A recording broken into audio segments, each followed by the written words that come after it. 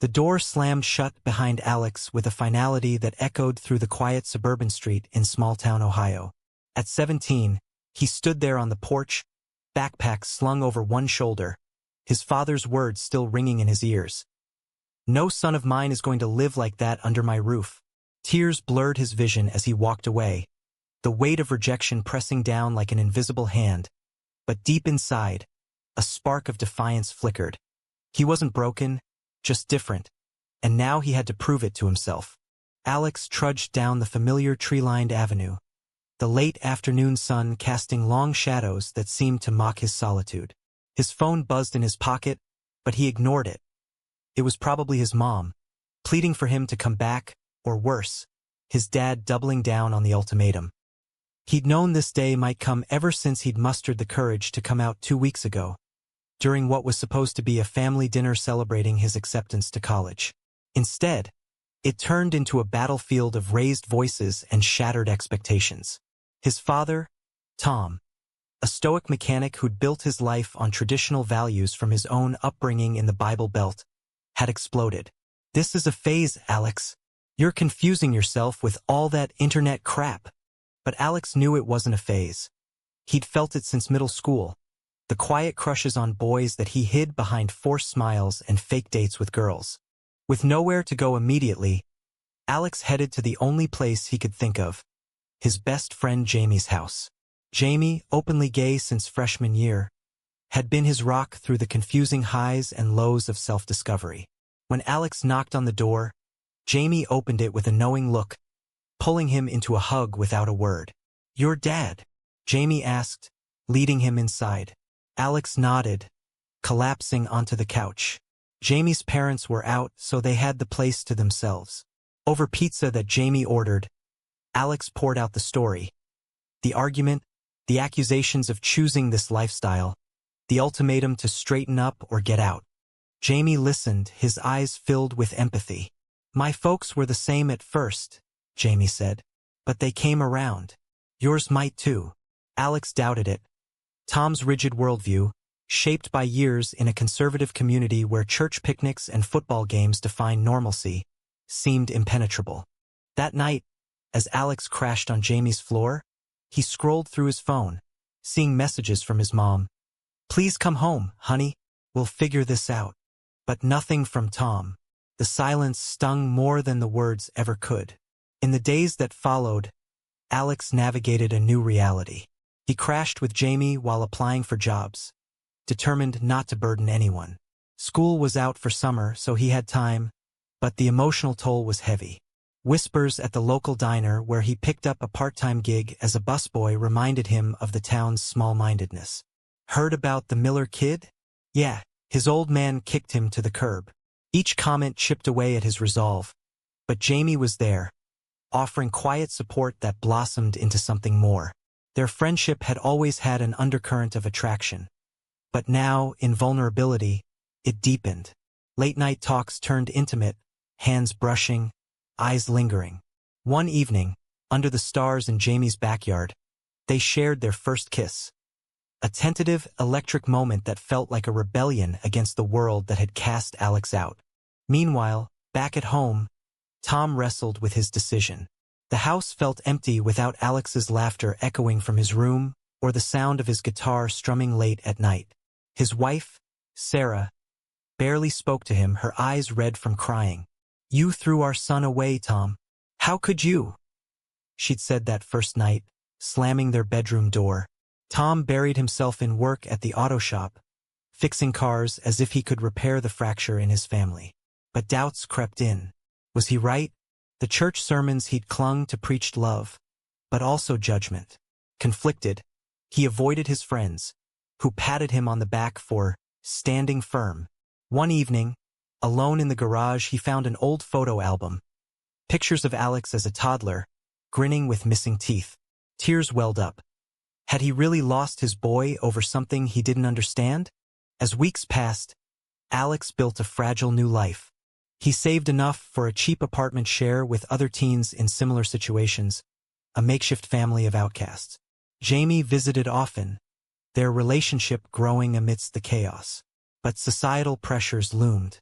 At a local LGBTQ plus support group Jamie dragged him to, Alex heard stories that mirrored his own: rejection, homelessness, but also resilience.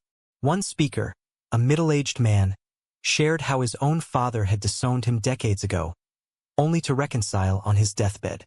"Don't wait for them to change," he advised. "Live your truth." Inspired, Alex applied for scholarships aimed at queer youth, dreaming of college far from Ohio's judgmental gaze. Yet, the ache for his family persisted, a constant undercurrent to his budding romance with Jamie.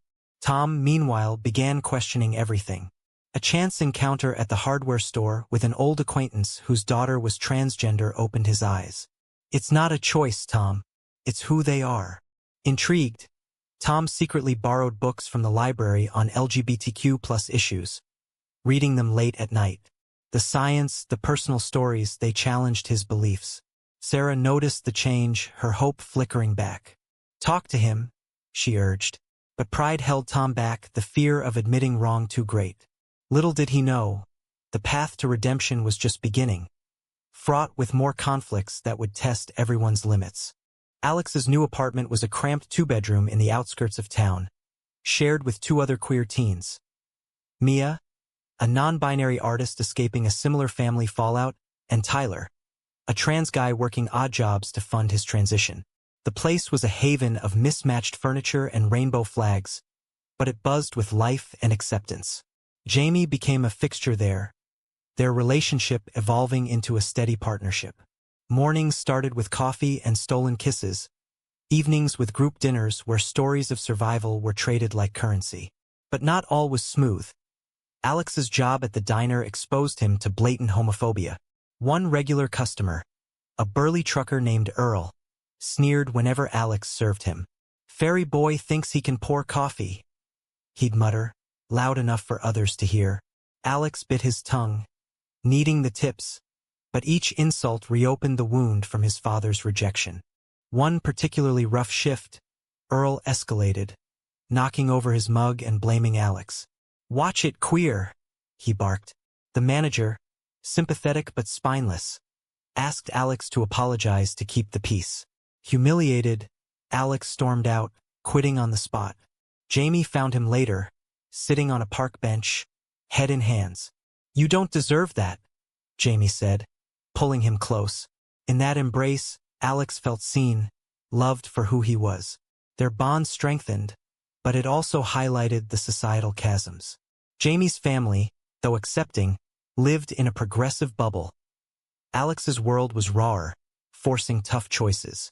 Should he fight back or flee? That night, they talked until dawn, deciding to attend a pride event in nearby Columbus. A bold step into visibility. Tom, unaware of Alex's struggles, delved deeper into his self-education. The books led to online forums, where parents of LGBTQ plus kids shared their journeys. One story hit home. A father who, like him, had disowned his son, only to regret it after the boy attempted suicide. Shaken, Tom confided in Sarah. "What if I was wrong?" he whispered. She encouraged him to reach out, but Tom hesitated, fearing rejection. Instead, he attended a PFLAG meeting anonymously, listening to parents grapple with similar guilt.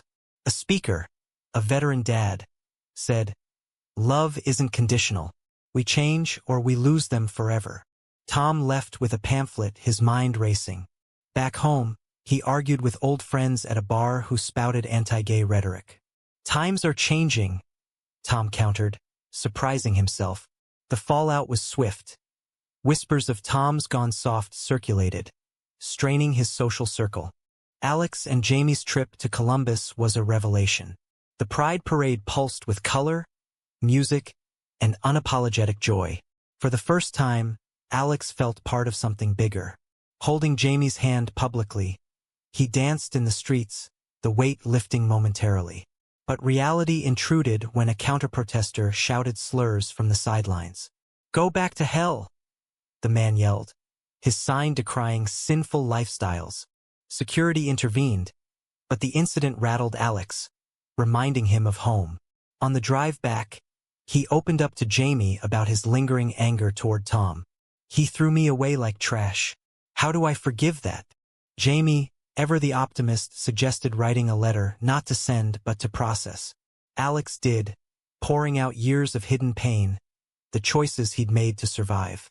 Tom's transformation accelerated when he stumbled upon Alex's social media, public now, filled with pride posts and photos with Jamie. Seeing his son happy, yet distant, broke something in him. Jealousy mixed with regret. Who was this boy holding Alex's hand? Sarah pushed harder. Call him, Tom, before it's too late. Gathering courage, Tom dialed, but Alex let it go to voicemail. The message was halting. Son, I miss you. Can we talk? Alex listened, heart pounding, then deleted it. Not yet, he told Jamie. The rejection stung Tom, mirroring what he'd inflicted. Desperate, he sought advice from the PFLAG group, learning about allyship. He volunteered at a local shelter for homeless queer youth, hearing stories that echoed Alex's. One kid, evicted at 16, shared, "My dad said I'd burn in hell, but I'm still here." Tom wept privately, vowing change. As summer waned, tensions built. Alex landed a better job at a coffee shop in a more accepting part of town, but rumors from home reached him. Tom defending gay rights at church? Skeptical, Alex dismissed it. Jamie, however, saw potential. People can evolve, he said. Their relationship faced its first test when Jamie's college acceptance came, out of state. Come with me, Jamie pleaded. Alex wavered. Leaving meant abandoning any hope of reconciliation. Staying meant facing the past. The choice loomed, amplifying the drama. Unbeknownst to Alex, Tom was planning a grand gesture, one that would spark controversy in their tight-knit community. The air grew crisp as August bled into September, signaling the end of Alex's limbo summer. College loomed, but without family support, finances were tight. He'd secured a partial scholarship to a state university, majoring in social work, inspired by the support group to help others like him. Jamie's departure for California added urgency. Their goodbye loomed like a storm cloud. We can make long-distance work, Jamie assured, but doubt crept in. Alex's emotions swirled. Love for Jamie clashed with unresolved family trauma. One evening, during a quiet dinner at the apartment, Mia noticed his distraction. Family stuff? They asked. Alex nodded, admitting the voicemail from Tom. Tyler chimed in. Give him a chance? Or cut ties for good? The debate mirrored Alex's internal conflict, highlighting the societal divide, forgiveness versus self-preservation. Tom, emboldened by his shelter volunteering, took bolder steps. He confronted his pastor during a private meeting. The Bible says love thy neighbor. Why exclude my son? The pastor, traditionalist, warned of eternal damnation, but Tom pushed back. I'd rather burn with him than live without love. Word spread. Church members shunned him, calling him a traitor. At work, colleagues joked about his conversion, but Tom stood firm, wearing a small ally pin on his overalls.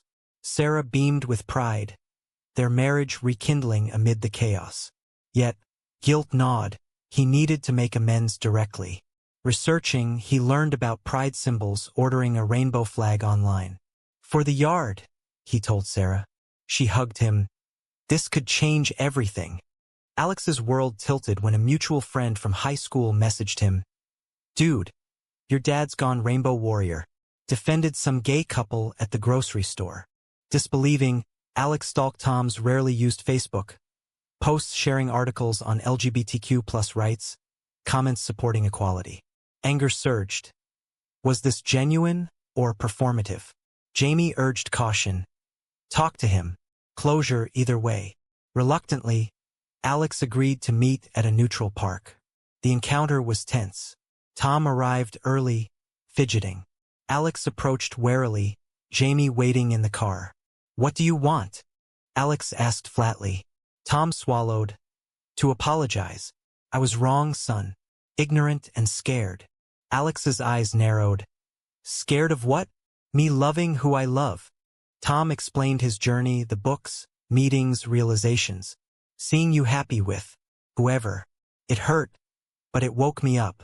Alex snapped. His name's Jamie. And you don't get to claim credit now. The conversation escalated into shouts, drawing stares. Tom admitted his fears stemmed from his own repressed youth. Hints of attraction he'd buried under machismo. I projected my shame onto you.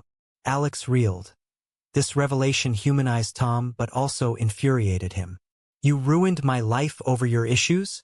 Bystanders whispered, some supportive, others judgmental, amplifying the social drama. Alex stormed off, leaving Tom devastated. Back home, Sarah consoled him. Give him time. But time was short. Jamie's flight was days away. Alex confided in his roommates, torn between empathy and betrayal. Mia suggested therapy. Families are messy, but blood isn't everything. Tyler shared his own reconciliation story. Flawed but healing. Undeterred, Tom raised the pride flag in their front yard that weekend. A bold statement in their conservative neighborhood. Neighbors gawked. One, a vocal homophobe, confronted him. Taking down property values with that rag? Tom retorted. It's for my son. Deal with it. The act went viral locally, shared on community forums with mixed reactions. Praise from progressives, outrage from traditionalists. Protests formed. A small group picketed the house with signs like, "Protect our values." Sarah stood by Tom, waving back defiantly. The controversy reached Alex via text from his mom. A photo of the flag fluttering proudly. Stunned, he showed Jamie. He's serious, Jamie said. Emotions clashed. Pride in Tom's growth mixed with resentment over the pain caused. As Jamie packed, their farewell was bittersweet. At the airport, tears flowed. I'll visit, Jamie promised. And you? Figure out your dad. Alone, Alex drove home, the flag photo burning in his mind. He stopped by the house unannounced, heart racing. Tom opened the door, eyes widening. Can we try again? Alex asked. They talked for hours, raw and honest. Tom shared more vulnerabilities. Alex opened up about his struggles post-eviction. Tears flowed, bridges mending tentatively. But societal backlash intensified. A vandal spray-painted slurs on the garage. Tom cleaned it, resolve hardening. The family reunited cautiously, but questions lingered. Was change possible, or too late? With Jamie gone, Alex threw himself into college prep, moving into dorms at Ohio State. The campus buzzed with diversity, a stark contrast to home. He joined the LGBTQ+ Alliance, finding community, but the flag incident followed him. Friends shared articles about the dad who flipped, pride mixed with caution. Alex worried it was fleeting. Phone calls with Tom were awkward at first, surface-level chats about weather and classes. Gradually, depth emerged. Tom asked about Jamie. He seems nice. Tell me about him. Alex hesitated, then shared their meeting in school, the support during eviction. Tom listened without judgment, a far cry from before. I'm happy you have someone, he said sincerely. Back home, the backlash escalated. The local paper ran a story. Local mechanics' pride flag sparks debate. Comments flooded. Supportive letters from queer locals. Hateful ones from conservatives. Tom's business suffered. Some customers boycotted. Won't support sin, one said. But new clients emerged, progressive families drawn to his story. Sarah organized a community forum, inviting speakers on inclusion. Tom spoke nervously. I lost my son once. Won't happen again. Applause from half the room, boos from the other. A heated debate ensued, exposing town fractures, generational divides, religious versus secular views. One elder accused Tom of betraying God. A young mom countered, love is love. The event ended in chaos, but seeds of dialogue were planted. Alex visited home for the first time since the eviction, nerves jangling. The flag still flew, a beacon. Sarah hugged him tightly. Tom hung back, then extended a hand. They shook a small step. Over dinner, conversations flowed. Alex's classes, Tom's volunteering. But undercurrents simmered. When Tom mentioned attending a pride march, Alex probed, why now? Guilt. Tom admitted partial truth. Yes, but also growth. I see the harm I caused. Honesty bridged gaps, but Alex's trust was fragile. Jamie called nightly, offering perspective. Change takes time. For both of you. Societal conflicts peaked when a school board meeting addressed LGBTQ plus curriculum. Tom testified in favor, sharing his story. Ignorance nearly cost me my family. Educate the kids. Opponents railed, calling it indoctrination. Protests outside turned ugly. Shouts of, "Protect our children," clashed with "Equality now." Tom stood firm, earning respect from allies but alienating old friends. One, his best buddy from childhood, cut ties. "You've changed, man." Isolation hit hard, but Tom found new bonds in the queer community. He mentored at the shelter, helping kids like Alex once was. Alex's romance with Jamie tested long-distance strains. Video calls sustained them, but jealousy flared when Jamie mentioned new friends. "Just pals," Jamie assured. Alex's insecurities, rooted in abandonment, surfaced. During a visit home, he confided in Tom. "What if he leaves me?" Tom, drawing from his own regrets, advised, "Communicate. Don't push away like I did." The role reversal was poignant, father learning from son. As Thanksgiving neared, Alex invited Jamie home. "Meet my folks," he said tentatively. Jamie agreed, excited yet wary. The holiday dinner was charged. Jamie arrived, charming Sarah instantly. Tom shook his hand firmly. "Welcome." Conversations navigated minefields. Politics avoided. Focus on shared interests like music. Jamie and Alex's easy affection warmed the room, but Tom's occasional awkwardness betrayed lingering adjustment. Post-dinner, Tom pulled Alex aside. "He's good for you."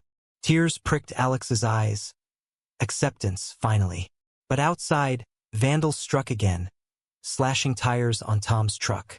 Police dismissed it as pranks, but the family knew better. Hate crimes veiled as mischief. The incident fueled Alex's activism. He organized a campus rally, speaking publicly. "My dad changed, so can society."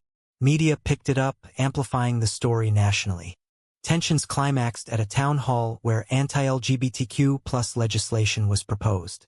Tom rallied supporters, facing off against former allies. Shouts erupted. A scuffle broke out.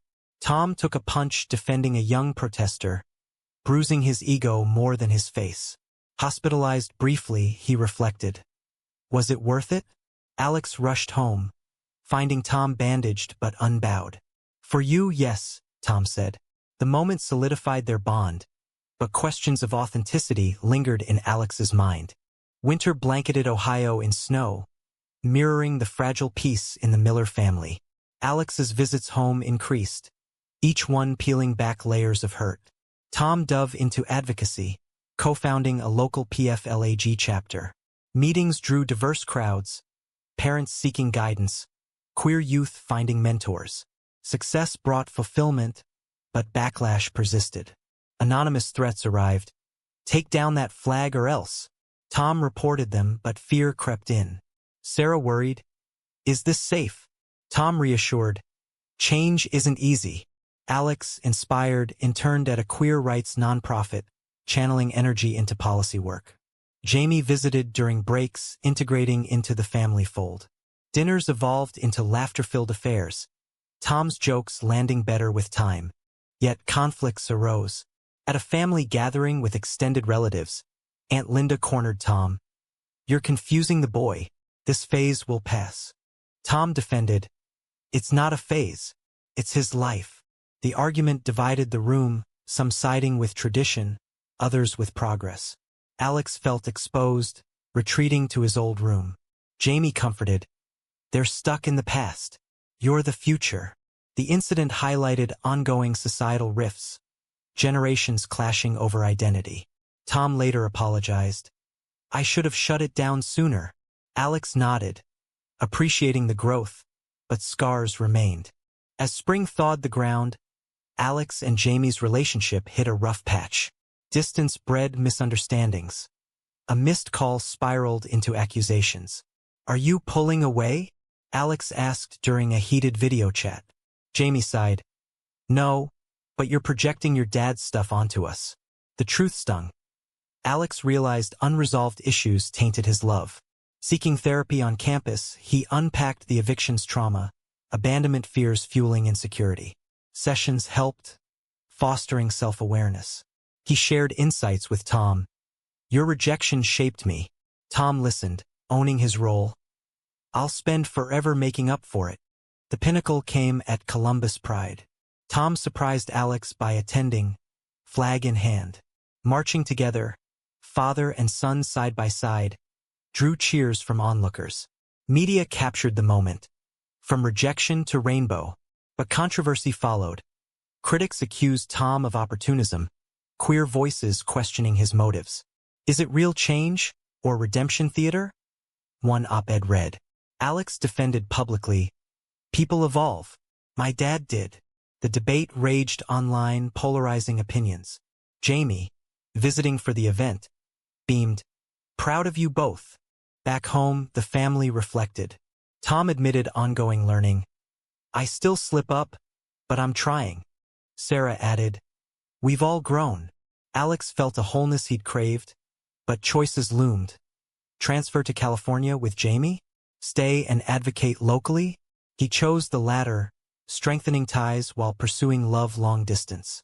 Jamie understood. We'll make it work. Months later, as the anniversary of the eviction approached, Tom hosted a barbecue for queer allies. Neighbors attended tentatively, bridges building.